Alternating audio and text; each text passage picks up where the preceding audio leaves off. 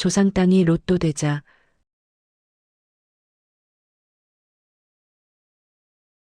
피보다 진했던 형제의 우정이 돈 앞에 갈라섰다. 저는 성민입니다. 올해 64시고요.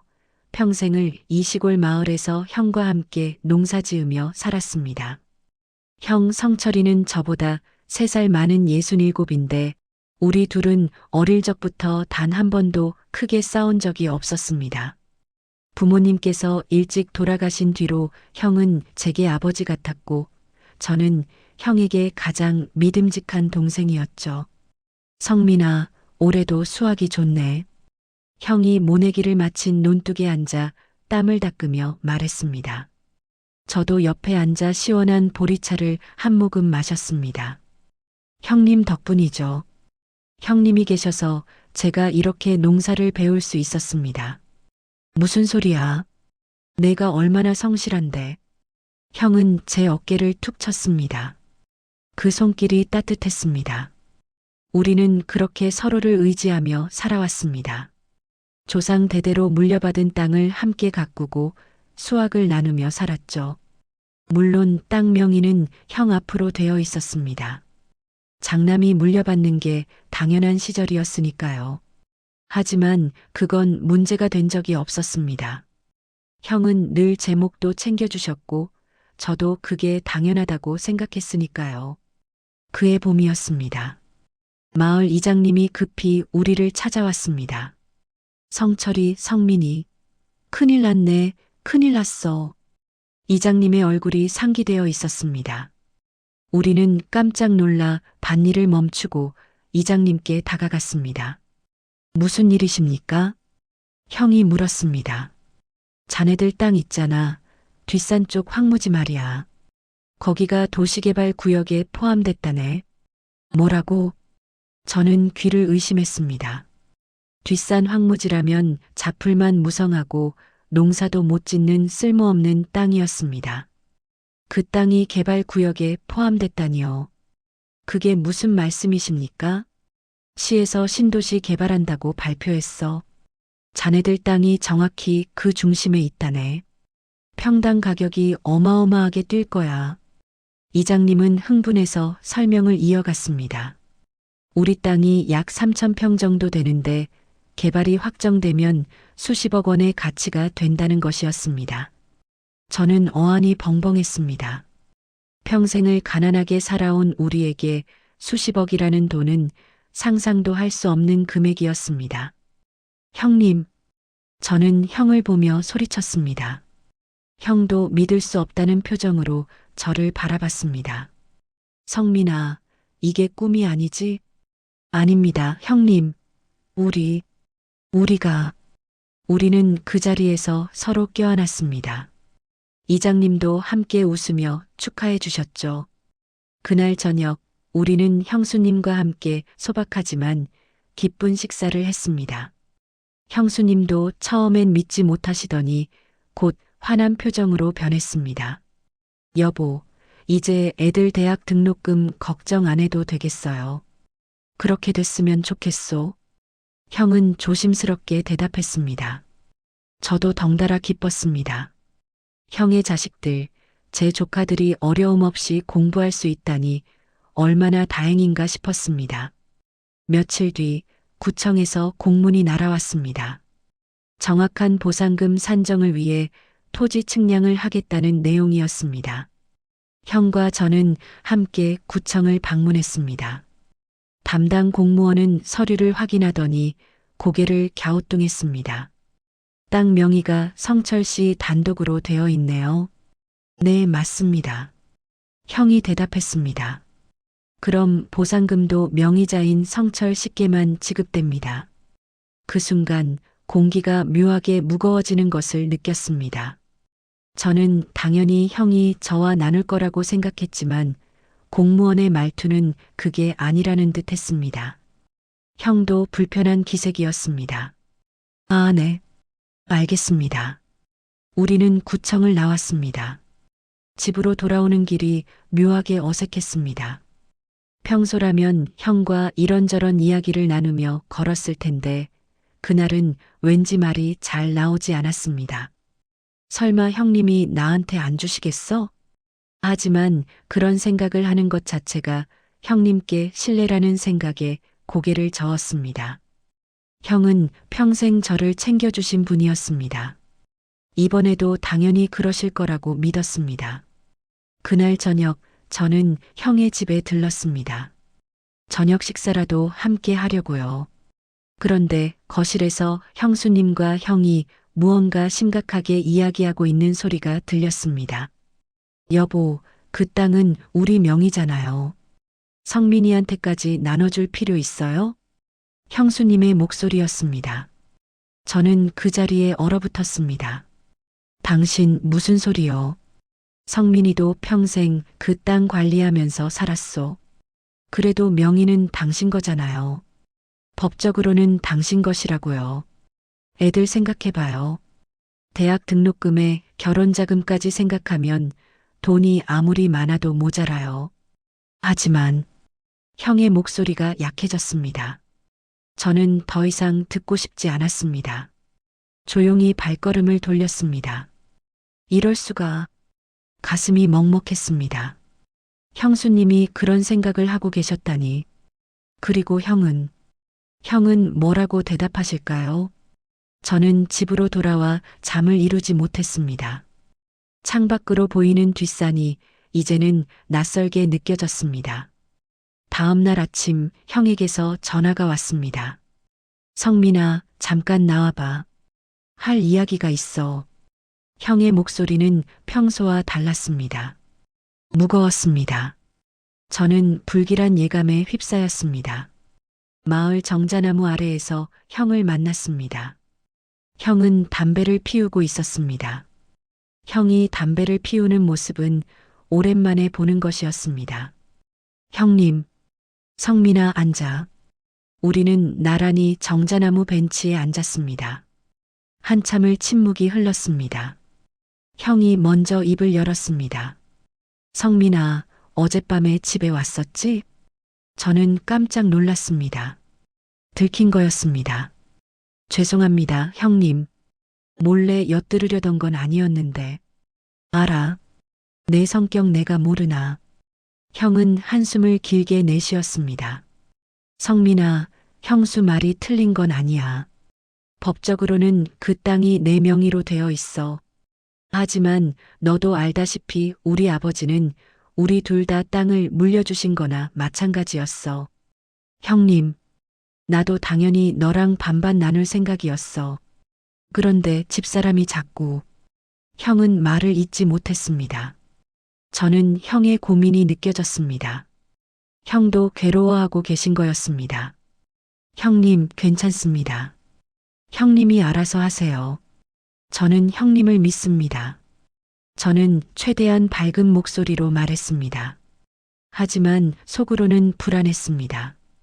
형수님의 그 단호한 목소리가 계속 귓가에 맴돌았습니다. 고맙다, 성민아. 시간을 좀 줘. 내가 집사람을 잘 설득해 볼게. 네, 형님. 우리는 헤어졌습니다. 걸어오는 길, 저는 가슴 한편이 무너지는 것 같았습니다. 정말 괜찮을까? 형님이 정말 나를 지켜주실까? 하지만 저는 형을 믿고 싶었습니다. 평생을 함께한 형제인데 돈 때문에 갈라질 리가 없다고 스스로를 다독였습니다. 그렇게 저는 형의 연락을 기다렸습니다. 하루가 지나고 이틀이 지나고 일주일이 지났습니다. 형에게서는 아무런 연락이 없었습니다. 마을 사람들은 우리 형제의 횡재 소식을 듣고 축하해 줬습니다. 하지만 동시에 걱정스러운 눈빛도 보냈습니다. 이장님이 조용히 제게 다가왔습니다. 성민아, 형님하고 잘 이야기해 봐야 해. 돈 문제는 형제간에도 조심해야 하는 거야. 네, 이장님. 괜찮습니다. 저는 애써 웃으며 대답했지만 가슴속은 점점 무거워졌습니다. 그러던 어느 날 마을 슈퍼에서 장을 보는데 형수님을 마주쳤습니다. 형수님, 저는 인사를 건넸습니다. 하지만 형수님은 저를 쳐다보지도 않고 지나쳤습니다. 그 차갑고 날카로운 뒷모습이 제 가슴에 비수처럼 꽂혔습니다. 아, 이제 정말 달라진 거구나. 저는 그제야 깨달았습니다. 돈이 우리 형제 사이에 벽을 쌓기 시작했다는 것을, 그리고 그 벽은 생각보다 훨씬 높고 견고할 거라는 것을. 며칠이 더 지났지만 형에게서는 여전히 연락이 없었습니다. 저는 더 이상 기다릴 수가 없었습니다.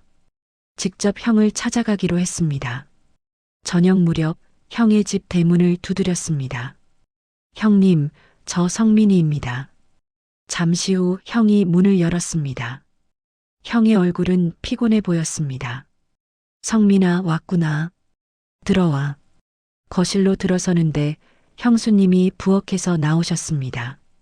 형수님은 저를 보더니 인상을 찌푸렸습니다.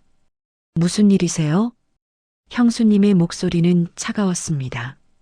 형수님, 제가 형님과 좀 이야기하고 싶어서요. 할 이야기가 뭐가 있어요? 바쁜데. 형수님은 노골적으로 불쾌한 표정을 지었습니다. 형이 난처한 듯 끼어들었습니다. 당신, 그러지 말고 좀 나가 있어봐. 동생하고 이야기 좀 해야겠어. 뭘 이야기해요? 명의가 당신 거라니까요. 법적으로 당신 땅이라고. 형수님의 목소리가 높아졌습니다. 저는 가슴이 철렁 내려앉았습니다. 형수님, 저도 그 땅을 평생 뭘 했는데요? 그냥 농사나 짓고 산 거지. 명의가 누구 건데 그래요? 당신, 형이 소리쳤습니다.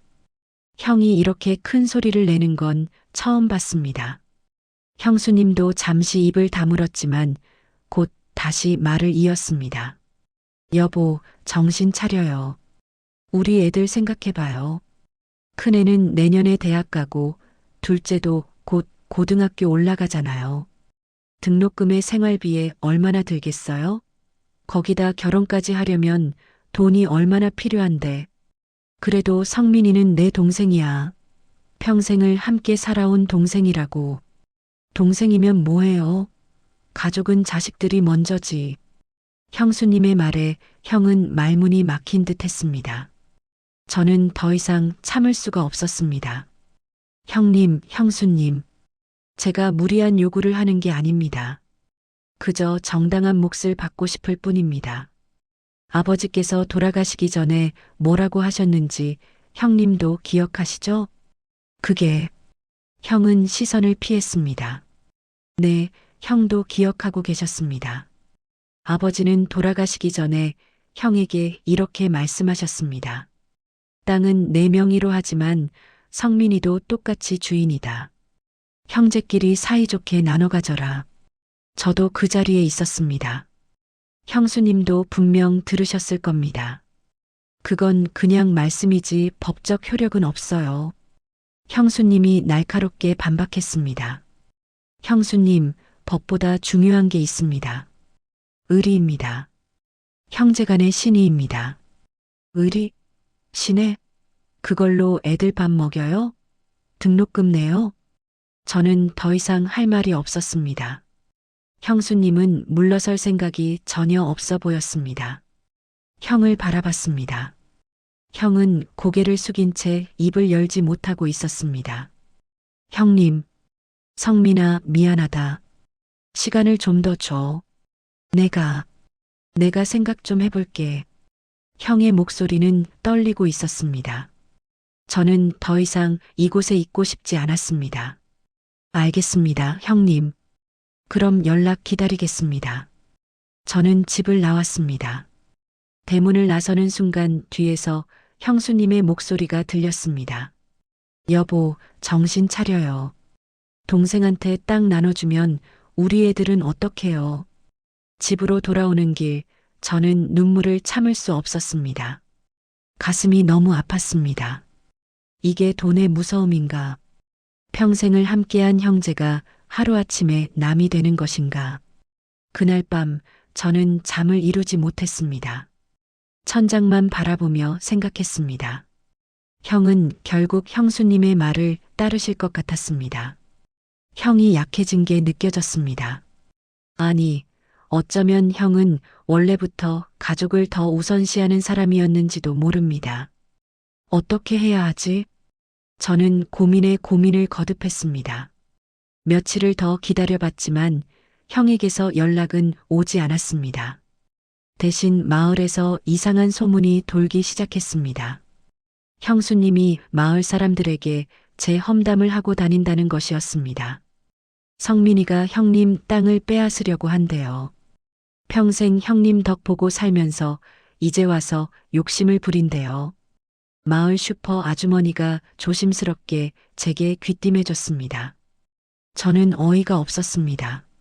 제가 욕심을 부린다니요? 정당한 권리를 주장하는 게 욕심입니까? 이럴 순 없어. 가만히 당하고만 있을 수는 없어. 저는 결심했습니다. 법의 도움을 받기로요. 마을에서 차로 1시간 거리에 있는 도시로 갔습니다.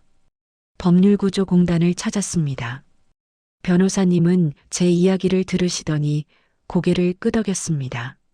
성민 씨, 아버님의 유언이 구두로만 있었고 명의는 형님 단독이시라면 법적으로는 어렵습니다. 하지만 성민 씨가 그 땅을 공동으로 관리해온 증거가 있다면 기여분을 인정받을 수 있습니다. 기여분이요? 네. 땅의 가치 상승에 성민 씨가 기여한 부분을 인정받는 겁니다. 예를 들어 땅을 함께 관리했다거나 세금을 나눠냈다거나 그런 증거들이 있으면 도움이 됩니다.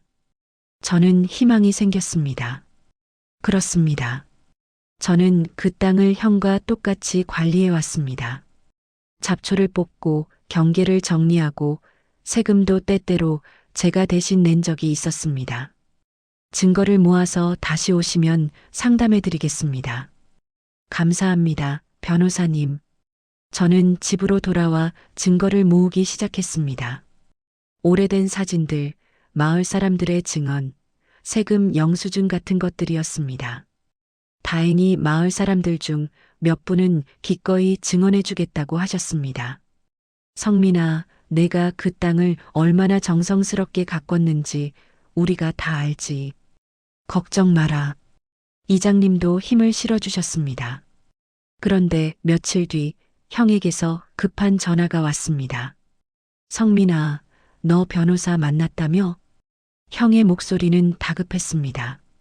네, 형님. 저도 제 권리를 지켜야겠다고 생각했습니다. 성민아, 제발 그러지 마.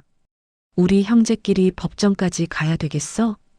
형님이 먼저 약속을 어기셨잖습니까? 저와 나누겠다고 하시더니 형수님 말만 들으시고. 그게 아니야. 나도 고민 중이라고. 고민이요? 벌써 몇 주째입니까, 형님? 저는 더 이상 기다릴 수 없습니다. 저는 단호하게 말했습니다. 형은 한참을 침묵하더니 한숨을 쉬었습니다. 알았어. 한 번만 더 만나자. 제대로 이야기해보자. 알겠습니다, 형님. 전화를 끊고 나서 저는 가슴이 두근거렸습니다. 형이 마음을 돌리신 걸까요? 아니면 또다시 설득하려는 걸까요? 저는 알 수 없었습니다. 하지만 한 가지는 분명했습니다. 저는 더 이상 물러설 수 없다는 것. 제 인생의 마지막 기회일 수도 있는 이 땅을, 제 정당한 몫을 지켜내야 한다는 것. 그날 밤 저는 창밖을 바라보며 생각했습니다. 형님, 왜 이렇게 된 걸까요? 우리가 이렇게까지 멀어져야 했을까요? 하지만 돌아갈 수는 없었습니다. 이미 강을 건너버렸습니다. 이제는 끝까지 가는 수밖에 없었습니다. 다음 날 저는 형과 약속한 마을 정자나무 아래로 갔습니다. 형은 이미 와 있었습니다. 형의 얼굴은 지난번보다 더 수척해 보였습니다. 형님, 성민아 앉아. 우리는 또다시 그 벤치에 나란히 앉았습니다. 어색한 침묵이 흘렀습니다. 형이 먼저 입을 열었습니다. 성민아, 형이 잘못했어. 너한테 이렇게까지 마음고생을 시킬 생각은 아니었어.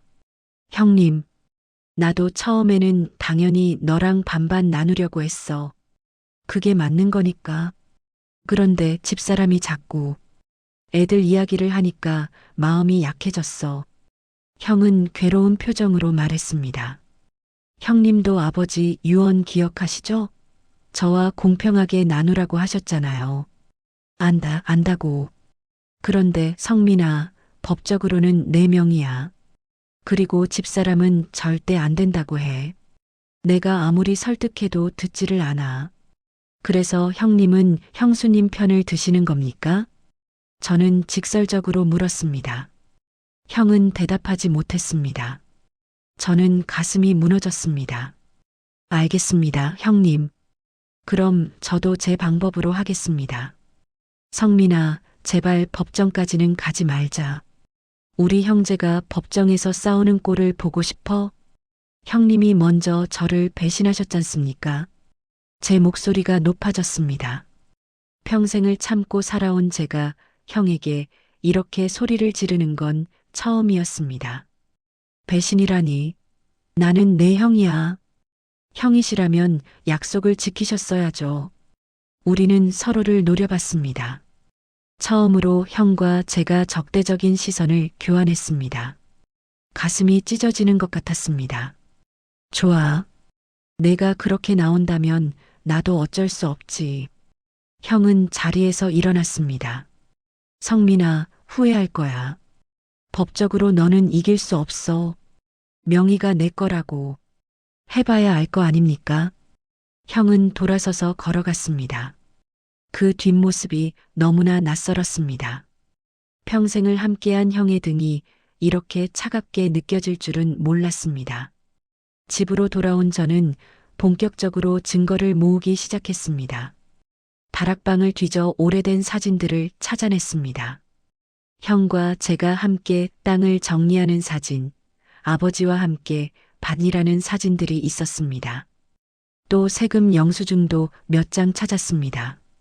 제 이름으로 납부한 기록들이었습니다. 이장님을 찾아갔습니다. 이장님, 증인이 되어주실 수 있으십니까? 제가 그 땅을 형님과 똑같이 관리해 온 걸 증언해 주세요. 성민아, 물론이지. 내가 증언할게. 내가 얼마나 성실하게 그 땅을 돌봤는지 마을 사람들이 다 알아. 이장님뿐만 아니라 마을의 몇몇 어르신들도 증언해 주겠다고 하셨습니다. 저는 감사했습니다. 적어도 마을 사람들은 진실을 알고 계셨습니다. 하지만 형수님은 가만히 있지 않았습니다. 형수님도 마을을 돌아다니며 사람들을 만나기 시작했습니다. 성민이가 평생 형님 땅에 얹혀 살면서 이제 와서 땅을 달라고 한대요. 얼마나 파렴치한 사람입니까? 형수님의 말이 마을에 퍼지기 시작했습니다. 마을은 조금씩 둘로 갈라지기 시작했습니다. 제 편에 서는 사람들과 형 편에 서는 사람들로요. 저는 가슴이 아팠습니다.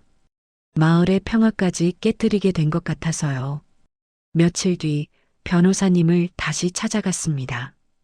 모아온 증거들을 보여드렸습니다. 좋습니다, 성민 씨. 이 정도면 기여분을 인정받을 가능성이 있습니다. 조정 신청을 해보시죠. 조정이요? 네. 법정 소송 전에 법원의 조정을 거치는 겁니다. 형제 사이니까 합의를 시도해 보는 거죠. 그래도 안 되면 본격적인 소송으로 가는 거고요. 알겠습니다. 그렇게 해주세요. 조정 신청을 했습니다. 법원에서 조정 기일을 잡았습니다. 한 달 뒤였습니다. 그 한 달이 너무나 길게 느껴졌습니다. 형은 저를 피했습니다. 마을에서 마주쳐도 눈도 마주치지 않고 지나갔습니다. 형수님은 더했습니다. 저를 보면 노골적으로 인상을 찌푸렸습니다. 조카들도 저를 피했습니다. 아마 형수님이 뭐라고 말씀하신 것 같았습니다. 어느 날 큰 조카를 마주쳤습니다. 준호야. 준호는 저를 쳐다보지도 않고 지나가려 했습니다. 저는 준호의 팔을 잡았습니다. 준호야, 삼촌이 나쁜 사람이니? 준호는 대답하지 않았습니다. 하지만 그 눈빛에서 저는 답을 읽을 수 있었습니다.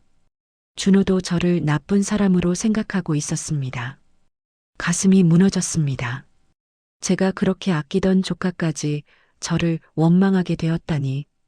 준호야, 삼촌, 우리 아빠를 괴롭히지 마세요. 준호는 제 손을 뿌리치고 가버렸습니다. 저는 그 자리에 멍하니 서 있었습니다. 내가 뭘 잘못한 걸까? 내 권리를 주장하는 게 잘못인가? 하지만 저는 물러설 수 없었습니다. 이미 너무 많은 것을 잃었습니다. 이제 와서 물러서면 저는 아무것도 없는 사람이 됩니다. 형제도 조카들도 땅도 모두 잃게 되는 겁니다. 그러던 어느 날 개발업체에서 연락이 왔습니다. 성철 씨, 땅을 매입하고 싶습니다. 좋은 가격 드리겠습니다. 업체에서는 형에게만 연락을 한 것 같았습니다. 저는 그 소식을 이장님을 통해 들었습니다. 성민아, 형님이 땅을 팔려고 한대. 뭐라고요? 저는 깜짝 놀랐습니다. 조정도 시작하지 않았는데 형이 땅을 팔려고 한다니요. 아마 형수 때문일 거야. 빨리 팔아서 돈을 확보하려는 것 같아. 그건 안 됩니다. 땅이 팔리면 제 기여분을 주장할 기회조차 사라지는 겁니다. 저는 급히 변호사님에게 연락했습니다. 변호사님, 형이 땅을 팔려고 합니다. 어떻게 해야 합니까? 걱정 마세요. 조정 신청이 되어 있으니 법원에 가처분 신청을 하면 됩니다. 땅 처분을 일시적으로 금지하는 겁니다. 그렇게 해주세요. 가처분 신청을 했습니다. 그리고 며칠 뒤 형에게서 분노에 찬 전화가 걸려왔습니다. 성민아, 너 정말 이러는 거야? 땅 못 팔게 가처분을 신청했다며? 형님이 먼저 땅을 팔려고 하셨잖아요. 내 땅이니까 내가 팔지. 너는 상관없어. 상관없긴요. 제 기여분이 있습니다. 기여분? 웃기지 마. 너는 그냥 내 밑에서 일한 거야. 형의 말에 저는 할 말을 잃었습니다. 형이 제 평생의 노력을 이렇게 폄하하시다니. 형님, 그렇게 생각하셨습니까? 제가 형님 밑에서 일했다고요? 그럼 뭐야? 명의도 내 거고 법적으로도 내 땅인데. 형님은 변하셨습니다. 돈 때문에 동생도 모르는 사람이 되셨어요. 내가 변한 게 아니야. 내가 욕심을 부리는 거지. 저는 더 이상 대화하고 싶지 않았습니다. 법정에서 봅시다, 형님. 전화를 끊었습니다. 손이 떨렸습니다. 가슴이 터질 것 같았습니다. 저는 주저앉아 울었습니다. 평생을 함께한 형과 이렇게 원수처럼 싸우게 될 줄은 몰랐습니다. 하지만 저는 멈출 수 없었습니다. 이미 돌아갈 수 없는 강을 건넜습니다. 이제는 끝을 봐야 했습니다. 조정 기일이 다가오고 있었습니다.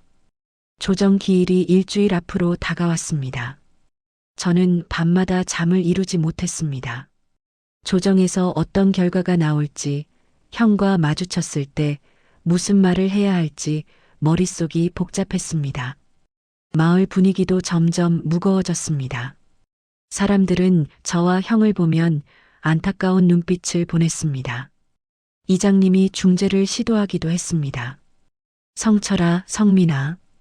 형제가 법정까지 가면 안 되지. 둘이 앉아서 잘 이야기해봐. 하지만 형은 고개를 저었습니다. 이장님, 이미 늦었습니다. 성민이가 가처분까지 신청했는데 무슨 대화가 됩니까? 성민이는 어쩔 수 없었던 거 아니냐? 내가 땅을 팔려고 했잖아. 제 땅인데 제가 팔면 안 됩니까? 형의 태도는 완고했습니다. 저도 물러서지 않았습니다. 형님이 약속을 지키셨다면 이렇게까지 안 갔을 겁니다. 결국 이장님의 중재도 무산되었습니다.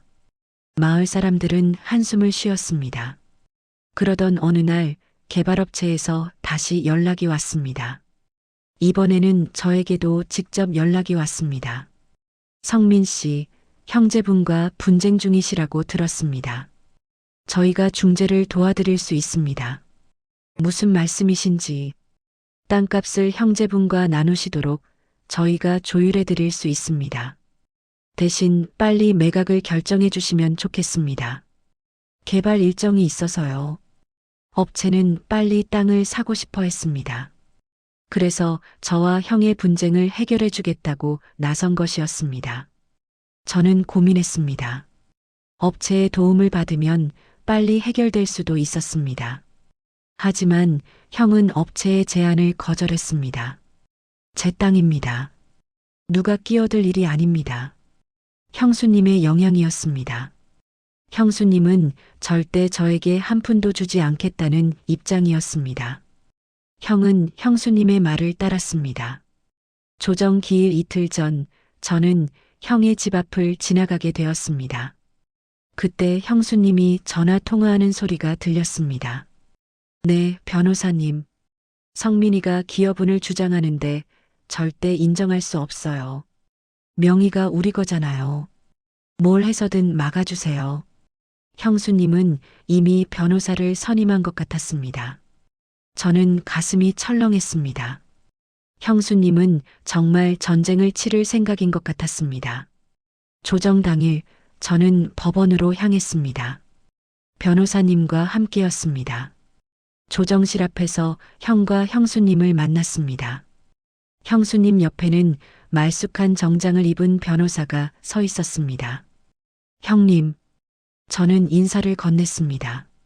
하지만 형은 고개도 돌리지 않았습니다. 형수님은 노골적으로 저를 노려봤습니다. 성민 씨, 오늘 조정에서 합의가 안 되면 본격적인 소송으로 가게 됩니다. 마음에 준비하세요. 상대 변호사가 차갑게 말했습니다. 저는 고개를 끄덕였습니다. 조정실에 들어갔습니다. 조정위원님이 저희를 맞이했습니다. 자, 형제 사이에 이렇게 법원까지 오셨네요. 안타깝습니다. 오늘 좋은 합의 이끌어내셨으면 좋겠습니다. 조정위원님은 저희의 이야기를 차례로 들었습니다. 형의 변호사가 먼저 입을 열었습니다. 명의가 성철 씨 단독으로 되어 있습니다. 법적으로 성철 씨의 소유입니다. 성민 씨의 기여분 주장은 근거가 부족합니다. 아닙니다. 저는 50년 가까이 그 땅을 형님과 똑같이 관리했습니다. 여기 증거들이 있습니다. 제 변호사님이 사진과 영수증, 증인 목록을 제출했습니다. 조정위원님은 서류들을 살펴봤습니다. 공동관리의 증거가 어느 정도 있는 것 같은데요. 하지만 명의는 분명 성철 씨입니다. 아버님의 유언도 구두일 뿐 법적 효력이 없습니다. 상대 변호사가 반박했습니다. 조정위원님이 형에게 물었습니다. 성철 씨, 아버님께서 땅을 두 아드님이 나눠 가지라고 말씀하신 게 맞습니까? 형은 잠시 침묵했습니다. 형수님이 형의 팔을 꼬집는 게 보였습니다. 그런 말씀을 하신 것 같기도 하고. 형님, 저는 소리쳤습니다. 분명히 하셨잖아요. 형님도 그 자리에 계셨잖아요. 기억이 정확하지 않아요. 형은 시선을 피했습니다. 저는 배신감에 온몸이 떨렸습니다. 형이 거짓말을 하고 계셨습니다. 성철 씨, 거짓말 하시는 겁니까? 조정위원님이 날카롭게 물었습니다. 아닙니다. 정말 기억이 확실하지 않습니다. 형님, 어떻게 이러실 수가 있습니까? 저는 분노와 슬픔이 뒤섞여 목소리가 떨렸습니다. 조정위원님은 한숨을 쉬었습니다. 이렇게 해보시죠. 성철 씨, 성민 씨에게 일부라도 나눠주실 생각은 없으신가요? 아무리 명의가 성철 씨 것이어도 형제간의 정은 있지 않습니까? 나눠줄 수 없습니다. 형수님이 단호하게 말했습니다. 박순자 씨, 지금은 성철 씨께 여쭙고 있습니다. 조정위원님이 형수님을 제지했습니다. 하지만 형수님은 멈추지 않았습니다. 저희 남편은 제 의견과 같습니다. 안 됩니다. 조정위원님은 난처한 표정을 지었습니다. 형을 바라봤습니다. 성철 씨, 정말 그러십니까? 형은 고개를 숙인 채 대답했습니다. 네, 나눠줄 수 없습니다. 그 순간 저는 모든 것이 끝났다고 느꼈습니다. 형은 이미 저를 버렸습니다. 형수님의 말만 따를 뿐이었습니다. 알겠습니다. 그럼 조정은 불성립입니다. 소송으로 가시게 되겠네요. 조정위원님이 안타까운 표정으로 말했습니다. 조정은 그렇게 끝났습니다. 저는 조정실을 나왔습니다. 형과 형수님도 나왔습니다. 복도에서 저는 형에게 다가갔습니다. 형님, 마지막으로 한 번만 더 이야기합시다. 제발이요. 할 말 없어. 형은 차갑게 대답했습니다. 형님, 우리 정말 이래야 합니까? 평생을 함께 산 형제가 이렇게 남이 돼야 합니까? 내가 욕심을 부려서 그렇게 된 거야. 욕심이 아니라 제 권리입니다. 권리? 명의도 내 거고 법도 내 편인데 무슨 권리? 형의 말에 저는 할 말을 잃었습니다. 형수님이 형의 팔을 잡아 끌었습니다. 여보, 가요. 이런 사람하고 말해봤자 소용없어요. 형은 형수님에게 끌려가듯 가버렸습니다. 저는 그 뒷모습을 멍하니 바라봤습니다. 이제 정말 끝인가? 변호사님이 제 어깨를 두드렸습니다. 성민 씨, 힘내세요. 소송으로 가면 우리가 이길 수 있습니다. 증거가 있으니까요. 감사합니다, 변호사님. 하지만 저는 이미 지쳐 있었습니다. 이기고 지는 게 중요한 게 아니었습니다. 형을 잃었다는 사실이 너무 고통스러웠습니다. 법원을 나와 집으로 돌아오는 길, 저는 눈물을 참을 수 없었습니다. 평생을 함께한 형과 이제는 법정에서 싸워야 한다니. 이게 돈의 무서움입니다. 이게 인간의 욕심입니다. 그날 밤 저는 오랜만에 아버지 영정 앞에 앉았습니다. 아버지, 이게 맞습니까? 제가 잘못한 겁니까? 영정 속 아버지는 대답 없이 미소만 짓고 계셨습니다. 저는 아버지가 보고 싶었습니다. 아버지가 살아계셨다면 이런 일은 없었을 겁니다. 소송이 시작되었습니다. 법원에서 첫 변론 기일이 잡혔습니다.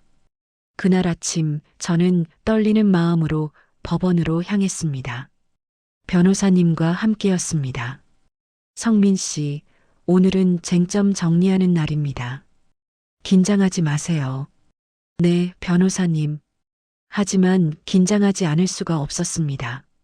법정이라는 곳이 처음이었고 무엇보다 형과 마주한다는 게 두려웠습니다. 법정에 들어섰습니다. 형과 형수님, 그리고 그들의 변호사가 이미 앉아 있었습니다. 형은 저를 보고도 고개를 돌렸습니다. 형수님은 차갑게 저를 노려봤습니다. 재판장님이 입장하셨습니다. 자, 이번 사건은 형제간 재산 분쟁이네요. 원고는 피고의 동생이시고 문제가 된 토지는 피고 명의로 되어 있지만 원고는 공동관리를 이유로 기여분을 청구하고 계시네요. 재판장님이 사건을 요약했습니다. 양쪽 변호사가 각자 주장을 펼쳤습니다. 형의 변호사는 명의가 형 단독이라는 점을 강조했고 제 변호사님은 공동관리의 증거들을 제시했습니다. 재판장님, 원고는 50년 가까이 이 토지를 피고와 함께 관리해 왔습니다. 여기 사진과 증인들의 진술서가 있습니다. 재판장님, 그러나 명의는 분명 피고 단독입니다. 원고의 기여는 형제로서 당연한 도움이었을 뿐 법적 권리를 발생시킬 정도는 아닙니다. 재판은 팽팽하게 진행되었습니다. 재판장님은 증거들을 살펴보시더니 증인 신문을 하기로 했습니다. 다음 기일에 증인들을 출석시켜 주시기 바랍니다. 첫 변론 기일은 그렇게 끝났습니다. 법정을 나서는데 형이 복도에 서 있었습니다. 형수님은 보이지 않았습니다. 저는 조심스럽게 다가갔습니다. 형님, 형은 저를 보더니 한숨을 쉬었습니다. 성민아, 네, 형님. 우리 정말 이래야 하나? 형의 목소리에 떨림이 있었습니다. 저는 가슴이 뛰었습니다. 혹시 형의 마음이 돌아선 걸까요? 형님, 아직 늦지 않았습니다. 우리 다시 이야기해봐요. 성민아, 나도 괴롭다. 정말 괴로워. 너는 내 동생이고 평생을 함께 산 사이인데. 형의 눈가가 붉어졌습니다. 형님, 하지만 집사람이, 그리고 애들 생각하면. 형님, 저도 형님의 자식들을 생각합니다. 조카들 아끼는 거 형님도 아시잖아요. 하지만 저도 사람입니다. 제 권리는 있어야죠. 알아. 그런데 성민아, 법적으로는 내 명이야. 내가 이길 수 없을 거야. 해봐야 합니다, 형님. 저는 증거가 있습니다. 성민아, 제발 소송 취하해. 우리 형제끼리 이러지 말자. 형님이 제 몫을 주신다면 당장 취하하겠습니다. 그건 집사람이 절대 안 된다고 해. 그럼 방법이 없습니다, 형님. 형은 고개를 떨구었습니다. 그때 형수님이 나타났습니다. 여보, 뭐 하세요? 저 사람하고 무슨 이야기를 해요? 형수님은 분노한 표정으로 다가왔습니다. 형수님, 입 닥쳐요. 당신 같은 파렴치한 사람은 처음 봐요. 형님 덕에 평생 먹고 살면서 이제 와서 땅을 달라고? 염치도 없어요. 형수님, 저는 제 권리를 주장하는 겁니다. 권리? 무슨 권리? 명의도 없는 주제에. 형수님의 목소리가 복도에 울려 퍼졌습니다. 지나가던 사람들이 저희를 쳐다봤습니다. 저는 창피했습니다. 여보, 가요. 이런 사람하고 말해봤자 소용없어요. 형수님은 형의 팔을 잡아 끌었습니다. 형은 저를 한번 돌아보더니 형수님을 따라갔습니다. 저는 그 뒷모습을 바라보며 온몸에 힘이 빠지는 것을 느꼈습니다. 형님은 이미 저를 선택하지 않으셨구나. 변호사님이 다가왔습니다. 성민 씨, 괜찮으세요? 네, 괜찮습니다. 하지만 괜찮지 않았습니다. 형이 저를 버렸다는 사실이 너무 고통스러웠습니다. 며칠 뒤 증인 신문날이 왔습니다. 이장님과 마을의 몇몇 어르신들이 증인으로 출석했습니다. 이장님은 제가 얼마나 성실하게 땅을 관리했는지 증언해 주셨습니다. 성민이는 50년 가까이 그 땅을 성철이와 똑같이 가꿨습니다. 잡초를 뽑고 경계를 정리하고 마을 사람들이 다 알고 있습니다. 다른 어르신들도 같은 증언을 했습니다. 저는 감사했습니다. 적어도 진실을 아는 사람들이 있다는 게요. 하지만 형의 변호사는 반박했습니다. 증인분들, 그것이 법적인 공동 소유의 근거가 됩니까? 형제니까 서로 도운 것 아닙니까? 하지만 성민이는 단순히 도운 게 아니라 주인처럼 관리했습니다. 주인처럼이라는 건 주관적인 판단 아닙니까? 공방이 이어졌습니다. 재판장님은 증인들의 증언을 경청하셨습니다. 다음은 피고 본인 신문입니다. 형이 증인석에 섰습니다. 형의 변호사가 질문했습니다. 성철 씨, 성민 씨가 토지 관리에 기여했다고 주장하는데 사실입니까? 형은 잠시 망설이다 대답했습니다. 동생이니까 가끔 도와주긴 했습니다. 가끔이요? 원고 측은 50년을 함께 관리했다고 주장하는데요. 아닙니다. 주된 관리는 제가 했습니다. 형의 대답에 저는 충격을 받았습니다. 형이 거짓말을 하고 계셨습니다. 제 변호사님이 반대 신문에 나섰습니다. 성철 씨, 정말 그렇습니까? 성민 씨가 가끔만 도왔다고요? 네. 그럼 이 사진들은 뭡니까?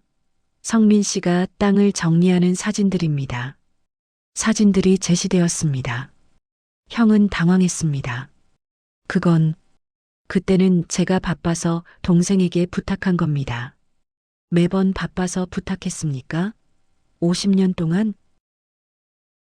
형은 대답하지 못했습니다. 제 변호사님이 다그쳤습니다. 성철 씨, 아버님께서 돌아가시기 전에 뭐라고 하셨습니까? 땅을 두 아들이 나눠 가지라고 하시지 않으셨습니까? 그건 기억이 잘 안 난다고요? 아버님의 유언을 잊으셨습니까? 형은 고개를 숙였습니다. 저는 형을 바라보며 가슴이 찢어지는 것 같았습니다. 형이 저를 위해 진실을 말할 줄 알았는데 형은 거짓말을 하고 계셨습니다. 성철 씨, 대답하세요. 아버님이 그렇게 말씀하셨습니까? 형은 한참을 침묵하다가 작은 목소리로 대답했습니다. 네, 그런 말씀을 하신 것 같습니다. 재판장님이 끼어들었습니다. 그런 것 같다는 게 무슨 뜻입니까? 하셨습니까? 안 하셨습니까? 하셨습니다. 형의 대답에 형수님이 벌떡 일어났습니다. 여보, 무슨 소리예요? 재판장님이 형수님을 제지했습니다. 방청객은 조용히 하세요. 형수님은 분노한 표정으로 다시 앉았습니다. 재판은 계속되었습니다.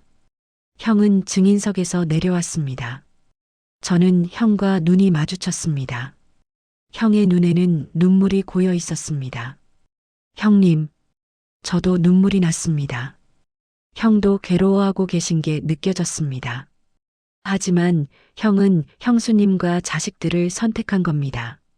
저를 버린 겁니다. 재판이 끝나고 법정을 나왔습니다. 복도에서 형수님이 형에게 소리쳤습니다. 여보, 왜 그렇게 대답한 거예요? 아버님 유언을 인정하면 우리가 불리해지잖아요. 당신, 그건 사실이잖소? 거짓말을 어떻게 해? 사실이면 어때요? 법적 효력도 없는데. 하지만 이러다 땅을 나눠줘야 할지도 몰라요. 형수님의 목소리는 날카로웠습니다. 형은 괴로운 표정으로 고개를 숙였습니다. 저는 그 광경을 보며 더 이상 형에게 기대할 게 없다는 것을 깨달았습니다. 형님, 이제 정말 끝입니다. 저는 돌아섰습니다. 더 이상 형을 보고 싶지 않았습니다.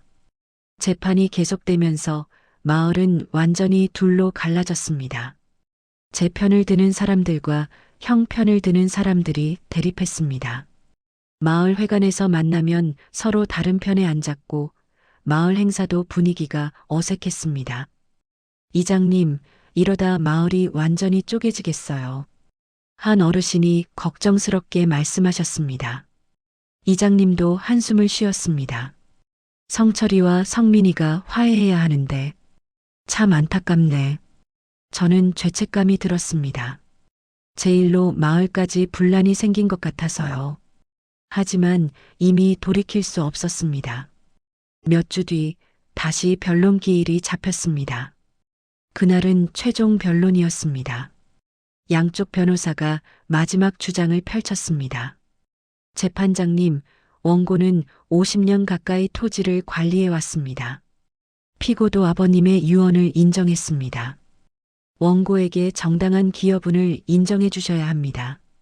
제 변호사님이 힘주어 말했습니다. 재판장님, 아버님의 유언은 구두일 뿐 법적 효력이 없습니다. 명의는 분명 피고 단독입니다.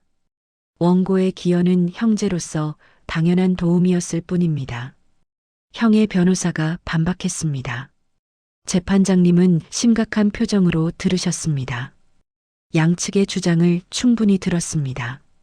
판결은 다음 달에 선고하겠습니다. 재판은 끝났습니다. 이제 판결을 기다리는 일만 남았습니다. 저는 긴장되고 불안했습니다. 과연 제가 이길 수 있을까요? 만약 진다면 저는 모든 것을 잃는 겁니다. 판결일이 다가오면서 저는 밤마다 악몽을 꿨습니다. 형이 저를 외면하는 꿈, 마을 사람들이 저를 손가락질하는 꿈, 땅을 잃고 쫓겨나는 꿈. 저는 점점 지쳐갔습니다. 판결일 전날 형에게서 연락이 왔습니다. 성민아, 내일 판결 나오기 전에 한 번만 만나자. 형의 목소리는 떨리고 있었습니다. 저는 망설이다가 만나기로 했습니다. 마지막 일 수도 있다는 생각이 들었습니다. 우리는 마을 뒷산에서 만났습니다. 바로 그 문제의 땅이 있는 곳이었습니다. 황무지였던 그곳은 이제 개발 표지판이 세워져 있었습니다. 성민아, 네, 형님. 우리는 나란히 서서 땅을 바라봤습니다. 어릴 적 아버지와 함께 이곳에서 놀던 기억이 떠올랐습니다. 성민아, 기억나니? 우리 어렸을 때 여기서 많이 놀았지. 네, 형님. 기억납니다. 아버지가 이 땅을 우리한테 물려주시면서 뭐라고 하셨는지 기억하지? 네. 형제끼리 사이좋게 나눠 가지라고 하셨죠. 형은 고개를 끄덕였습니다. 나도 기억해. 분명히 기억해. 그런데 성민아, 나는 왜 이렇게 된 걸까? 형의 목소리에 울음이 섞여 있었습니다. 형님, 나는 내 형이야. 평생을 함께 산 형이라고.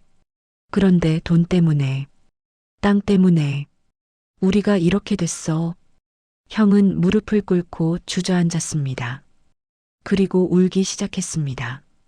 저는 처음 봤습니다. 형이 이렇게 우는 모습을요. 형님, 울지 마세요. 성민아, 미안해. 정말 미안해. 나는 내 형인데 너를 지켜주지 못했어. 형님, 집사람이 자꾸 애들 이야기를 하니까 나는 약했어. 나는 나쁜 형이야. 저도 눈물이 났습니다.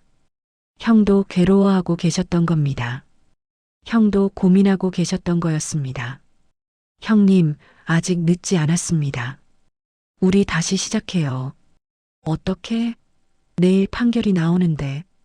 판결이 나와도 괜찮습니다. 형님만 제 형으로 남아주시면 됩니다. 형은 저를 바라봤습니다. 눈물 가득한 눈으로요. 성민아, 내가 이긴다면, 내가 정말 기여분을 인정받는다면, 나는 받아들일게. 집사람이 뭐라고 해도 말이야. 형님, 하지만 성민아, 만약 내가 진다면, 우리 다시 돌아가자. 예전처럼 살자. 땅은 내가 팔아서 너한테도 나눠줄게. 법적으로는 안 되더라도 형으로서 내가 챙겨줄게. 형님, 형의 약속에 저는 가슴이 뜨거워졌습니다. 형은 여전히 제 형이셨습니다. 비록 약해지긴 했지만 마음 한편에서는 저를 생각하고 계셨던 겁니다. 고맙습니다, 형님. 미안하다, 성민아. 내가 더 강했어야 했는데. 우리는 그 자리에서 한참을 울었습니다. 평생을 함께한 형제가 서로를 끌어안고 울었습니다. 다음 날 판결 선고일이 왔습니다. 법정은 사람들로 가득했습니다. 마을 사람들도 많이 왔습니다. 형과 형수님, 조카들도 앉아 있었습니다. 재판장님이 입장하셨습니다. 제 심장은 터질 듯이 뛰었습니다. 판결을 선고하겠습니다. 재판장님이 판결문을 읽기 시작했습니다. 이 사건 토지는 피고 명의로 되어 있으나 원고가 오랜 기간 공동으로 관리해온 사실이 인정됩니다. 또한 피고 아버님의 유언이 구두로 남아 존재했음이 피고의 진술로 확인되었습니다. 따라서 원고의 기여분을 인정하여 저는 숨을 멈췄습니다. 토지 가치의 30%를 원고의 기여분으로 인정합니다. 30%? 제가 이긴 겁니다. 완전히 반반은 아니지만 제 기여분을 인정받은 겁니다. 법정이 술렁였습니다. 형수님이 벌떡 일어났습니다. 이게 무슨 판결이에요? 항소할 겁니다. 조용히 하세요. 재판장님이 제지했습니다. 형은 고개를 숙이고 있었습니다. 저는 형을 바라봤습니다. 형도 저를 바라봤습니다. 형의 눈에는 복잡한 감정이 담겨 있었습니다. 판결이 끝나고 법정을 나왔습니다. 마을 사람들이 저를 축하해 줬습니다. 성민아, 잘됐다. 내가 이겼어. 축하해, 성민아. 하지만 저는 기쁘지 않았습니다. 이기긴 했지만 가슴 한편이 텅 빈 것 같았습니다. 형을 잃었다는 생각 때문이었습니다. 형수님은 형을 끌고 가버렸습니다. 형은 한 번 저를 돌아보더니 고개를 숙였습니다. 그 모습이 너무 슬펐습니다. 판결 후 며칠이 지났습니다. 형수님은 약속대로 항소를 했습니다. 하지만 형의 태도는 달라져 있었습니다. 형은 더 이상 적극적으로 싸우지 않았습니다.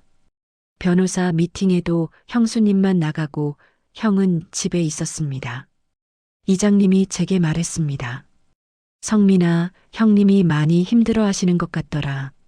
얼굴이 많이 수척해지셨어. 저도 형이 걱정되었습니다. 하지만 어떻게 할 수가 없었습니다. 형수님이 저와 형이 만나는 것을 철저히 막았으니까요.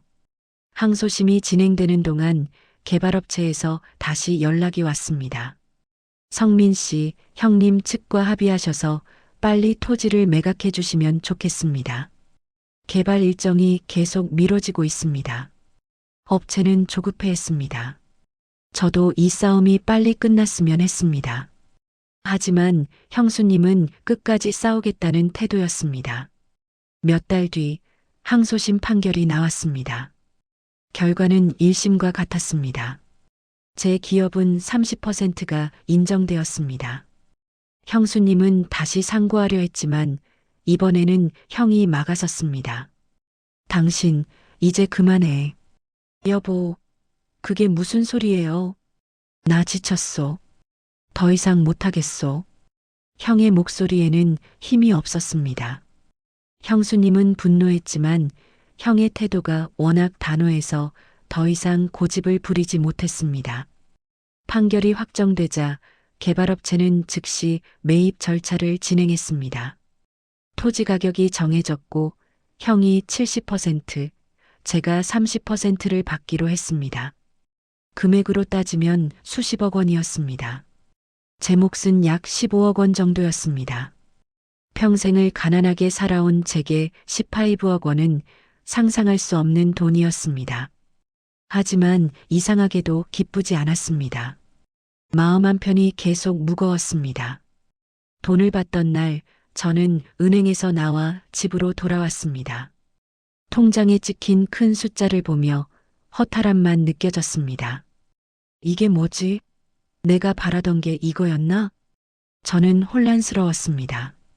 돈은 생겼지만 형을 잃었습니다. 정의는 구현했지만 행복하지 않았습니다. 며칠 뒤 마을 슈퍼에서 장을 보다가 우연히 큰 조카 준호를 만났습니다. 준호야. 준호는 저를 보더니 피하려 했습니다. 저는 준호를 붙잡았습니다. 준호야, 잠깐만. 삼촌이 할 말이 있어. 준호는 어색하게 서 있었습니다. 준호야, 삼촌이 미안하다. 이렇게 된 게. 하지만 삼촌도 어쩔 수 없었어. 삼촌도 사람이고 살아야 하잖니. 준호는 고개를 들어 저를 바라봤습니다. 그 눈에는 원망이 가득했습니다. 삼촌, 우리 아빠 요즘 너무 힘들어 하세요. 밤마다 술만 드시고 한숨만 쉬세요. 뭐라고? 엄마는 삼촌 때문이라고 하세요. 삼촌이 아빠를 힘들게 한다고. 준호의 말에 제 가슴이 무너졌습니다. 형이 그렇게 힘들어하고 계셨다니. 준호야, 삼촌이. 삼촌, 제발 우리 아빠 좀 내버려 두세요. 더 이상 아빠를 괴롭히지 마세요. 준호는 눈물을 글썽이며 가버렸습니다. 저는 그 자리에 멍하니 서 있었습니다. 형님, 제가 형님을 망친 건가요? 그날 밤 저는 잠을 이룰 수 없었습니다. 형 생각만 났습니다. 평생을 함께한 형, 제게 아버지 같았던 형. 그 형이 지금 괴로워하고 계신다니. 다음 날 저는 용기를 내어 형의 집으로 갔습니다. 대문을 두드렸습니다. 형님, 저 성민이입니다. 잠시 후 형이 문을 열었습니다. 형의 얼굴은 정말 수척해져 있었습니다. 수염도 덥수룩하고 눈은 충혈되어 있었습니다. 형님, 성민아, 왜 왔어? 형의 목소리에는 힘이 없었습니다. 형님, 제가 잘못했습니다. 용서해 주세요. 뭐가 잘못이야? 내가 이긴 거잖아. 법도 내 편이었고. 하지만 형님, 우리 형제잖아요. 평생을 함께 산 사이잖아요. 형은 한숨을 쉬었습니다. 성민아, 이제 와서 무슨 소용이야. 이미 다 끝난 일인데.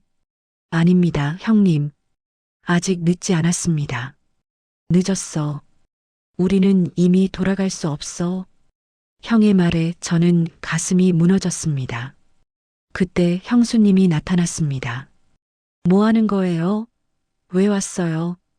형수님, 저는 그저 당신이 원하던 거 다 얻었잖아요. 이제 왜 왔어요? 형수님, 저는 형님과 화해하고 싶습니다. 화해? 이제 와서 화해? 당신이 우리 가족을 얼마나 힘들게 했는데. 형수님은 흥분해서 소리쳤습니다. 형이 형수님을 제지했습니다. 당신 그만해. 들어가. 여보, 들어가라고. 형이 큰 소리를 냈습니다. 형수님은 분한 표정으로 집 안으로 들어갔습니다. 형과 저만 남았습니다. 형님, 정말 죄송합니다. 제가 너무 욕심을 부렸습니다. 욕심이 아니야. 내 권리였어. 법도 인정했잖아. 하지만 형님을 잃었습니다. 저는 돈을 얻고 형님을 잃었어요. 형은 저를 바라봤습니다. 그 눈에는 슬픔이 가득했습니다. 성민아, 나도 미안해. 내가 처음부터 약속을 지켰어야 했어. 그럼 이렇게까지 안 됐을 텐데. 형님. 하지만 성민아, 이제 우리는 예전으로 돌아갈 수 없어. 너무 많은 일이 있었어. 너무 많이 싸웠어. 그래도 형님. 성민아, 그냥 가. 제발. 형은 문을 닫으려 했습니다. 저는 형의 손을 잡았습니다. 형님, 마지막으로 한 번만 더 기회를 주세요. 우리 다시 시작해요. 형은 제 손을 뿌리쳤습니다. 안 돼. 성민아, 너무 늦었어. 형은 문을 닫았습니다. 저는 닫힌 문 앞에서 한참을 서 있었습니다. 정말 끝인가? 저는 발길을 돌렸습니다. 집으로 돌아오는 길, 저는 눈물을 흘렸습니다. 평생을 함께한 형과 이제 정말 남이 된 것 같았습니다. 그로부터 몇 달이 흘렀습니다. 저는 받은 돈으로 마을 근처에 작은 집을 샀습니다. 더 이상 농사를 짓지 않았습니다. 나이도 들었고 혼자 하기엔 힘들었습니다. 형도 땅을 팔고 받은 돈으로 조카들 대학 등록금을 냈습니다. 그리고 마을에서 조금 떨어진 곳에 새 집을 샀다고 들었습니다. 우리는 더 이상 마주치지 않았습니다. 아니, 의도적으로 피했습니다. 마을 사람들은 안타까워했습니다. 성철이하고 성민이가 정말 안 만나는 모양이야. 그렇게 의좋던 형제가. 참 안타깝네. 저도 안타까웠습니다. 매일 아침 눈을 뜨면 형 생각이 났습니다. 함께 농사짓던 시절, 함께 웃던 시절이 그리웠습니다. 돈은 있었지만 행복하지 않았습니다. 통장에 찍힌 큰 숫자가 무색하게 저는 공허했습니다. 평생을 가난하게 살면서도 행복했던 그때가 더 좋았습니다. 어느 날 이장님이 찾아왔습니다. 성민아, 형님이 많이 아프시다더라. 네, 무슨 말씀이세요? 술을 너무 많이 드셨나 봐. 간이 안 좋다고 하더라. 병원에 입원하셨대. 저는 깜짝 놀랐습니다. 형이 아프시다니. 어느 병원이십니까? 시내 이응이응 병원이라던데. 저는 당장 병원으로 달려갔습니다. 병실 문을 열었습니다. 형이 침대에 누워 계셨습니다. 형은 많이 수척해져 있었습니다. 형수님과 조카들이 옆에 있었습니다. 형님, 제 목소리에 모두가 돌아봤습니다. 형수님의 얼굴이 굳었습니다. 당신 왜 왔어요? 형수님, 형님이 아프시다고 해서. 필요 없어요. 나가요. 형수님, 제발. 나가라니까요. 형수님은 저를 밀어냈습니다. 저는 비틀거렸습니다. 그때 형이 약한 목소리로 말했습니다. 당신, 그만해. 성민이 좀 들어오게 해. 여보, 제발, 좀. 형의 목소리에는 힘이 없었습니다. 형수님은 분한 표정이었지만 물러섰습니다. 조카들도 밖으로 나갔습니다. 저는 형의 침대 옆에 앉았습니다. 형님, 성민아, 왔구나. 형님, 어디가 아프세요? 간이 안 좋대. 술을 너무 많이 먹었나 봐. 형님, 쟤 때문입니까? 형은 고개를 저었습니다. 아니야. 내 잘못이지. 내가 약했어. 형님, 성민아, 내가 미안해. 정말 미안해. 형의 눈에서 눈물이 흘렀습니다. 저도 눈물이 났습니다. 형님, 저야말로 죄송합니다. 제가 너무 고집을 부렸습니다. 아니야. 내 권리였어. 내가 당연히 받아야 할 거였어. 내가 형으로서 지켜줬어야 했는데. 우리는 한참을 울었습니다. 평생을 함께한 형제가 병실에서 서로를 붙잡고 울었습니다. 성민아, 우리 다시 시작할 수 있을까? 형님, 물론입니다. 저도 그러고 싶습니다. 고맙다, 성민아. 형은 제 손을 꼭 잡았습니다. 저도 형의 손을 꼭 잡았습니다. 그렇게 우리는 화해했습니다. 하지만 그 화해는 오래가지 못했습니다. 형의 병은 생각보다 심각했습니다. 간경화가 많이 진행된 상태였고 의사는 시간이 많지 않다고 했습니다. 형님, 제가 간 이식을 해드리겠습니다. 성민아, 안 돼. 너까지 위험해지면 안 돼. 형님은 제 형이십니다. 제가 당연히 해드려야죠. 저는 검사를 받았습니다. 다행히 간 적합도가 맞았습니다. 수술 날짜가 잡혔습니다. 하지만 형의 상태가 급격히 나빠졌습니다. 수술 전날 밤 저는 형의 병실을 찾았습니다. 형은 의식이 흐릿했습니다. 형님, 저 성민이에요. 성민아, 미안해. 정말 미안해. 형님, 죄송합니다. 제가 형님을 이렇게 만들었습니다. 아니야. 내 잘못이야. 내가 약했어. 형은 제 손을 잡으려 했습니다. 저는 형의 손을 꼭 잡았습니다. 형님, 내일 수술하면 괜찮아지실 겁니다. 성민아, 고맙다. 내가 내 동생이어서 고마워.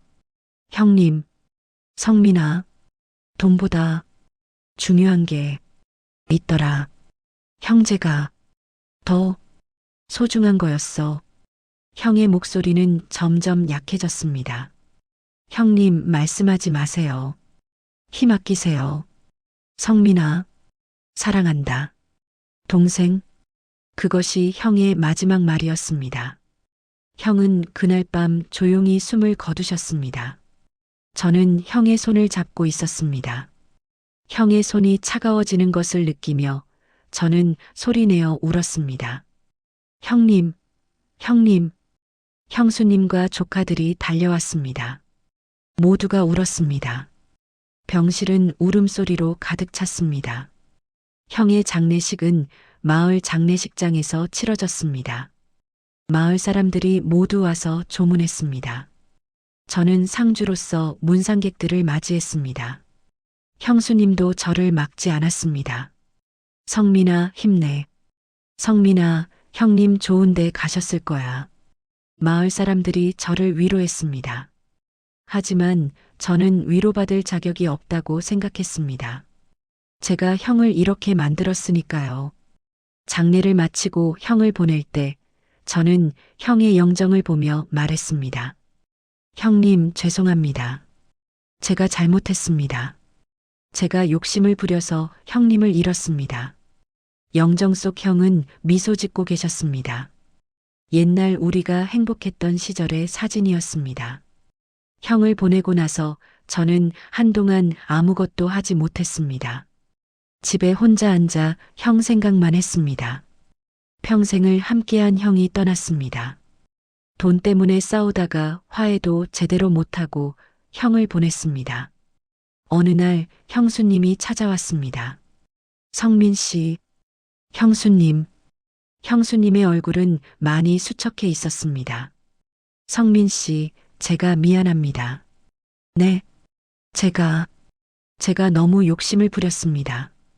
돈 때문에 형제를 갈라놓았습니다. 형수님은 눈물을 흘렸습니다.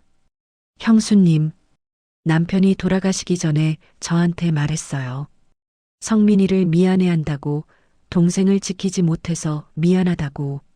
저는 남편을 그렇게 만들었습니다. 아닙니다, 형수님. 저도 잘못했습니다. 성민 씨, 용서해 주세요. 제가 너무 잘못했습니다. 형수님은 제게 절을 했습니다. 저는 황급히 형수님을 일으켰습니다. 형수님, 일어나세요. 제가 용서받을 일입니다. 우리는 서로를 붙잡고 울었습니다. 너무 늦은 화해였습니다. 그날 이후 저는 조카들을 자주 만났습니다. 제가 받은 돈의 일부를 조카들 교육비로 보탰습니다. 형이 살아계셨다면 원하셨을 일이었습니다. 삼촌, 감사합니다. 아니야, 준호야. 이건 내 아버지가 원하셨던 일이야. 준호도 저를 용서한 것 같았습니다. 우리는 조금씩 가까워졌습니다. 세월이 흘렀습니다. 저는 나이가 더 들었고 건강도 예전 같지 않았습니다. 어느 날 병원에서 연락이 왔습니다. 암 진단을 받았습니다. 시간이 얼마 남지 않았다고 했습니다. 저는 담담했습니다. 어쩌면 형을 만나러 갈 시간이구나 생각했습니다. 조카들이 병문안을 왔습니다. 삼촌, 힘내세요. 고맙다, 준호야. 하지만 삼촌은 괜찮아. 이제 내 아버지를 만나러 가는 거니까. 삼촌, 준호야, 삼촌이 마지막으로 할 말이 있어. 돈보다 중요한 게 있어. 그건 가족이야. 형제야. 절대 돈 때문에 가족을 잃지 마.